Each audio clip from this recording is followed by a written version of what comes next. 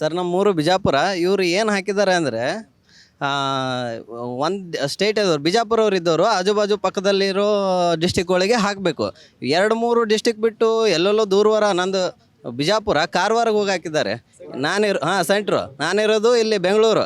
ಇಲ್ಲಿಂದ ಹೋಗಿ ಅಲ್ಲಿಗೆ ಹೋಗ್ಬೇಕಾರೆ ಏನಾಗುತ್ತೆ? ಅದು ಹೋಗಿರಲ್ಲ ಬಿಟ್ಟಿರಲ್ಲ ಅದು ಗೊತ್ತಾಗಬೇಕಲ್ಲ. ಮತ್ತು ಇನ್ನೊಂದೇನು ಅವೈಜ್ಞಾನಿಕವಾಗಿ ಎಲ್ಲ ಸೆಂಟ್ರ್ಗಳು ಮಾಡಿದ್ದಾರೆ. ನಂದೇನು 17 ಬ್ಯಾಚ್ ಅಲ್ಲ. ಬಟ್ ಇಲ್ಲಿ ಏನಕ್ಕೆ ಬಂದಿದ್ದೇನೆ ಅಂದರೆ ಅವ್ರು ನೆಕ್ಸ್ಟ್ ಟೈಮ್ ಏನಾದರೂ ಇನ್ನೊಂದು ನೋಟಿಫಿಕೇಶನ್ ಬಿಡೋಟ್ರಿಗೆ ನಮ್ಮದು ಏಜ್ ಆಗಿರ್ಬೋದು. ಆ ಥರ ಇವರು ಮಾಡ್ತಿದ್ದಾರೆ.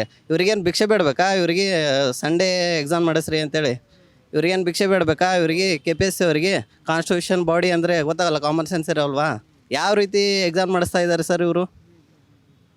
ಸಹಜವಾಗಿ ಓಡಾಡೋದಕ್ಕೆಲ್ಲ ಸಮಸ್ಯೆ ಆಗುತ್ತೆ, ಅದರಲ್ಲೂ ವರ್ಕಿಂಗ್ ಡೇ ಬೇರೆ. ಹೌದು ಸರ್, ವರ್ಕಿಂಗ್ ಡೇ. ಮತ್ತು ಎಲ್ಲರೂ 2,10,000 ಮೇಗ ಅಪ್ಲಿಕೇಶನ್ ಹಾಕಿದ್ದಾರೆ ಸರ್. ಮತ್ತು ಅವರಿಗೆಲ್ಲ ಗೊತ್ತಾಗಲ್ವಾ? ಇವರಿಗೆಲ್ಲ ಕೇಳ್ಕೊಬೇಕಾ ಸಂಡೇ ಎಕ್ಸಾಮ್ ನಡೆಸ್ರಿ ಅಂತ? ಸರ್ KPSC ಮೆಂಬರ್ಗಳಿಗೆಲ್ಲ ಗೊತ್ತಾಗಲ್ವಾ ಇವ್ರು ಯಾವ ರೀತಿ ಎಕ್ಸಾಮ್ ಮಾಡಿಸ್ತಾ ಇದ್ದಾರೆ ಸರ್? ಆ್ಯಕ್ಚುಲಿ ನಾವು ಊರಿಗೆ ಹೋಗಬೇಕಾಗಿತ್ತು. ಈಗ ಅಡ್ವಾನ್ಸ್ ಆಗಿ ಹೇಳಿದರೆ ನಾವು ಊರಿಗಾದರೂ ಹೋಗ್ತಾಯಿದ್ದೆ. ನಮ್ಮ ತಾಯಿಗೆ ಹುಷಾರಿಲ್ಲ. ಅಡ್ವಾನ್ಸ್ ಆಗಿ ಹೇಳಿದರೆ ಊರಿಗಾದರೂ ಹೋಗ್ತಾ ಇದ್ದೆ ನಾನು. ಈ 2 ದಿನದಲ್ಲಿ ಏನು ಮಾಡಬೇಕು ಸರ್ ನಾವು? ಆ ಕಡೆ ಹೋಗ್ಬೇಕಾ ಈ ಕಡೆ ಹೋಗ್ಬೇಕಾ? ಅರ್ಥ ಆಗಲ್ವಾ ಸರ್ ಇವರು KPSC ಅವರಿಗೆ? ಗೌರ್ಮೆಂಟ್ದವರು ಯಾರ್ಯಾರೋ ನಮ್ಮ ಫೀಲಿಂಗ್ಸ್ ಜೊತೆ ಆಟ ಆಡ್ತಾರಂತೆ. ಈ KPSC ಅವರು ಸ್ಟಾರ್ಟ್ ಮಾಡಿದ್ದಾರೆ. ಏನು ಮಾಡ್ಬೇಕು ಸರ್ ಇವರಿಗೆ? ಏನು ಹೇಳಬೇಕು? ಓದೋಕ್ಕಾಗುತ್ತಾ ಇಂಥ ಮನಸ್ಥಿತಿ ಇಟ್ಕೊಂಡು? ಅರ್ಥ ಆಗಲ್ವಾ ಸರ್?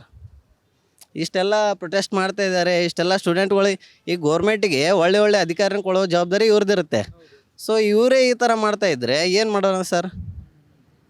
KPSCಯಲ್ಲಿ ಭ್ರಷ್ಟಾಚಾರ ಎಲ್ಲ ನಡೆಯುತ್ತೆ, ಅಕ್ರಮ ನಡೆಯುತ್ತೆ, ದುಡ್ಡು ಕೊಟ್ಟವರಿಗೆ ಸ್ಥಾನಗಳನ್ನು ಕೊಡ್ತಾರೆ ಅಂತೆಲ್ಲ ಆರೋಪ ಇದೆ ಸರ್. ಮೊದಲಿಂದನೂ ಇದು ಆರೋಪನ ಇದೆ ಸರ್. ಇದನ್ನು ಯಾವುದಾದ್ರೂ ಒಂದು ಕಟ್ಟುನಿಟ್ಟಿನ ಒಂದು ತಿದ್ದುಪಡಿ ಮಾಡಿಕೆಸಿಂದ ಇದನ್ನು ಸಂವಿಧಾನದಲ್ಲಿ ಜಾರಿಗೆ ತರಬೇಕು ಸರ್. ಯಾಕಂದರೆ KPSC ಅವರಿಗೆ ಸಲೀಸಾಗಿ ಎಲ್ಲರೂ ಈ ಥರ ಸ್ಟ್ರೈಕ್ ಮಾಡಿದರೆ ಅರ್ಥ ಆಗಲ್ಲ ಸರ್. ಒಳ್ಳೆ ಅಧಿಕಾರಿಗಳು ಬರ್ತಾಯಿಲ್ಲ ಸರ್ KPSCಯಲ್ಲಿ.